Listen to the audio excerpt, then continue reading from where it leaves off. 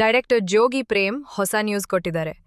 ಖೇಡಿ ಚಿತ್ರದ trailer release ಮಾಡ್ತೀವಿ ಅಂತ ಹೇಳ್ಕೊಂಡಿದ್ದಾರೆ. ಅಧಿಕೃತವಾಗಿ ಇದನ್ನ ಹೇಳ್ಕೊಂಡಿದ್ದಾರೆ. ಈ ವಾರವೇ ಈ ಟ್ರೇಲರ್ ರಿಲೀಸ್ ಆಗುತ್ತದೆ ಅಂತ ಹೇಳ್ಕೊಂಡಿದ್ದಾರೆ. ಸೋಷಿಯಲ್ ಮೀಡಿಯಾದ ತಮ್ಮ ಪೇಜಲ್ಲಿ ಪೋಸ್ಟರ್ ಕೂಡ ಶೇರ್ ಮಾಡ್ಕೊಂಡಿದ್ದಾರೆ. ಖೇಡಿ ಚಿತ್ರದ ಹಾಡುಗಳು ರಿಲೀಸ್ ಆಗಿವೆ, ಆದರೆ ಟ್ರೇಲರ್ ರಿಲೀಸ್ ಆಗಿಲ್ಲ. ರಿಲೀಸ್ ಇನ್ನೂ 10 ದಿನ ಮಾತ್ರ ಬಾಕಿ ಇದೆ. ಅಷ್ಟರಲ್ಲಿಯೇ ಚಿತ್ರದ ಟ್ರೇಲರ್ ರಿಲೀಸ್ ಪ್ಲಾನ್ ಆಗಿದೆ. ಈ ಟ್ರೇಲರ್ ಅನ್ನ ಯಾವಾಗ ರಿಲೀಸ್ ಮಾಡ್ತೀವಿ ಅಂತಲೂ ಹೇಳ್ಕೊಂಡಿದ್ದಾರೆ. ಈ ಟ್ರೇಲರಲ್ಲಿ ಏನೆಲ್ಲ ರಿವೀಲ್ ಆಗತ್ತದೆಯೋ ನೋಡ್ಬೇಕು, ಆದರೆ ರಿಲೀಸ್ ಡೇಟ್ ಯಾವುದು ಅನ್ನೋದನ್ನ ಜೋಗಿ ಪ್ರೇಮ್ ಹೇಳ್ಕೊಂಡಿದ್ದಾರೆ. ಬುಧವಾರ ಏಪ್ರಿಲ್ 22ರಂದು ಖೇಡಿ ಚಿತ್ರದ ಟ್ರೇಲರ್ ರಿಲೀಸ್ ಆಗತ್ತಿದೆ.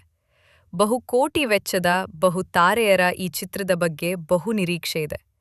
ಇದರದ ಬೆನ್ನಲ್ಲಿಯೇ ಹಾಡುಗಳು ಎಲ್ಲರ ಗಮನ ಸೆಳೆಯೋ ಕೆಲಸ ಮಾಡಿವೆ. ಚಂದನ್ ಶೆಟ್ಟಿಯವರು 2ನೇ ಮದುವೆ ಬಗ್ಗೆ ಮಾತಾಡಿದ್ದಾರೆ. ವಿವಾಹ ಯಾವಾಗ ಎಂಬ ವಿಷಯ ರಿವೀಲ್ ಮಾಡಿದ್ದಾರೆ. ಚಿತ್ರರಂಗದ ಸೆಲೆಬ್ರಿಟಿಗಳಲ್ಲಿ ವಿಚ್ಛೇದನ ಸಾಮಾನ್ಯ ಎಂಬಂತಾಗಿದೆ. ಇದನ್ನು ಮುಚ್ಚಿಟ್ಟು ಯಾರೂ ದೂರ ಹೋಗುತ್ತಿಲ್ಲ. ಈ ಬಗ್ಗೆ ಸೆಲೆಬ್ರಿಟಿಗಳು ಓಪನ್ ಆಗಿ ಮಾತನಾಡುತ್ತಿದ್ದಾರೆ. ಚಂದನ್ ಹಾಗೂ ನಿವೇದಿತಾ ಡಿವೋರ್ಸ್ ಆದ ಬಳಿಕ ಇಬ್ಬರೂ ಸುದ್ದಿಗೋಷ್ಠಿ ನಡೆಸಿ ವಿಚ್ಛೇದನದ ಬಗ್ಗೆ ಸ್ಪಷ್ಟನೆ ಕೊಟ್ಟರು.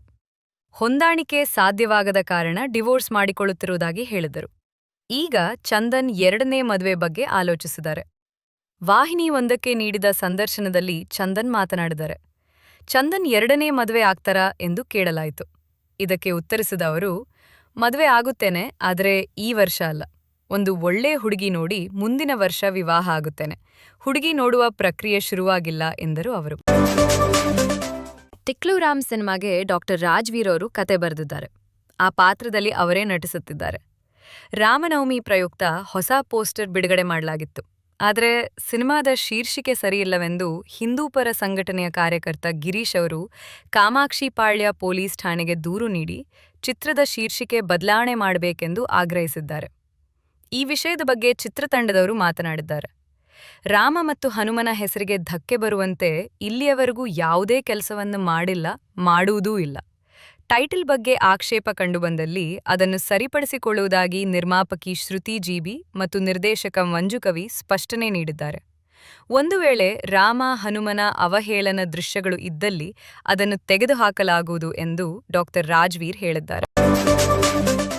ಇತ್ತೀಚೆಗೆ ನಡೆದ ಔಪಚಾರಿಕ ಸಮಾರಂಭದಲ್ಲಿ ಮುಖ್ಯಮಂತ್ರಿ ಸಿದ್ದರಾಮಯ್ಯ ಸರ್ಕಾರಿ ನ್ಯಾಯಬೆಲೆ ಅಂಗಡಿ ಚಿತ್ರದ ಶೀರ್ಷಿಕೆ ಗೀತೆಯನ್ನು ಬಿಡುಗಡೆ ಮಾಡಿ ಶುಭ ಕೋರಿದರು. ರಾಗಿಣಿ ದ್ವಿವೇದಿ ನಾಯಕಿಯಾಗಿ ನಟಿಸಿರುವ ಈ ಚಿತ್ರವು ಸರ್ಕಾರ ನಡೆಸುವ ನ್ಯಾಯಬೆಲೆ ಅಂಗಡಿಗಳ ಕಾರ್ಯನಿರ್ವಹಣೆ ಮತ್ತು ದೊಡ್ಡ ಸಾರ್ವಜನಿಕ ವಿತರಣಾ ವ್ಯವಸ್ಥೆಯ ಮೇಲೆ ಕೇಂದ್ರೀಕರಿಸುತ್ತದೆ. ಸಭೆಯನ್ನುದ್ದೇಶಿಸಿ ಮಾತನಾಡಿದ ಸಿದ್ದರಾಮಯ್ಯ, ಸಾಮಾಜಿಕ ಕಳಕಳಿಯನ್ನು ಹೆಚ್ಚಿನ ಪ್ರೇಕ್ಷಕರಿಗೆ ತಲುಪಿಸಲು ಸಿನಿಮಾ ಇನ್ನೂ ಪರಿಣಾಮಕಾರಿ ಮಾಧ್ಯಮವಾಗಿದೆ. ನಿಜ ಜೀವನದ ಸಮಸ್ಯೆಗಳಲ್ಲಿ ಬೇರೂರಿರುವ ಕಥೆಗಳು ಸಾರ್ವಜನಿಕ ಜಾಗೃತಿ ಮತ್ತು ಚರ್ಚೆಗೆ ಕೊಡುಗೆ ನೀಡಬಹುದು. ಕಲ್ಯಾಣ ಯೋಜನೆಗಳನ್ನು ಜನರಿಗೆ ಅನುಕೂಲವಾಗುವಂತೆ ವಿನ್ಯಾಸಗೊಳಿಸಲಾಗಿದ್ದರೂ ಅನುಷ್ಠಾನದಲ್ಲಿನ ಲೋಪಗಳು ಹೆಚ್ಚಾಗಿ ವರದಿಯಾಗುತ್ತವೆ ಮತ್ತು ಅಂತಹ ವಿಷಯಗಳು ಗಮನಕ್ಕೆ ಅರ್ಹವಾಗಿವೆ ಎಂದು ಹೇಳಿದರು. ಆಂಧ್ರಪ್ರದೇಶದ ಉಪಮುಖ್ಯಮಂತ್ರಿ ಹಾಗೂ ಖ್ಯಾತ ನಟ ಪವನ್ ಕಲ್ಯಾಣ್ ಅವರು ಶಸ್ತ್ರಚಿಕಿತ್ಸೆಯ ನಂತರ ಚೇತರಿಸಿಕೊಳ್ಳುತ್ತಿದ್ದಾರೆ. ಅವರ ಆರೋಗ್ಯದ ಬಗ್ಗೆ ಕಳವಳ ವ್ಯಕ್ತಪಡಿಸುತ್ತಿದ್ದ ಲಕ್ಷಾಂತರ ಅಭಿಮಾನಿಗಳಿಗೆ ಮೆಗಾಸ್ಟಾರ್ ಚಿರಂಜೀವಿಯವರು ಅಪ್ಡೇಟ್ ನೀಡುವ ಮೂಲಕ ಸಮಾಧಾನಪಡಿಸಿದ್ದಾರೆ. ಪವನ್ ಕಲ್ಯಾಣ್ ಅವರ ಆರೋಗ್ಯದ ಬಗ್ಗೆ ಎಕ್ಸ್ ಖಾತೆಯಲ್ಲಿ ಮಾಹಿತಿ ಹಂಚಿಕೊಂಡಿರುವ ಚಿರಂಜೀವಿ, ಕಲ್ಯಾಣ್ ಬಾಬು ಯಶಸ್ವಿಯಾಗಿ ವೈದ್ಯಕೀಯ ಚಿಕಿತ್ಸೆಗೆ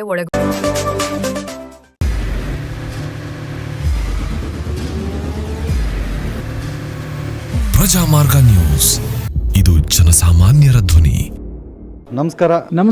ನೀವು ನೋಡ್ತಾ ಇದ್ದೀರಾ ಪ್ರಜಾಮಾರ್ಗ ನ್ಯೂಸ್. ರಾಷ್ಟ್ರದ ರಾಜ್ಯದ ರಾಜಕೀಯದ ಬಗ್ಗೆ ಹೆಚ್ಚಿನ ಸಿನಿಮಾ ಅಪ್ಡೇಟ್ಗಳಿಗಾಗಿ ಫಸ್ಟ್ ಲೈಕ್ ಮಾಡಿ, ಸಬ್ಸ್ಕ್ರೈಬ್ ಆಗಿ, ಹಾಗೆ ಫಾಲೋ ಕೂಡ ಮಾಡಬೇಕು.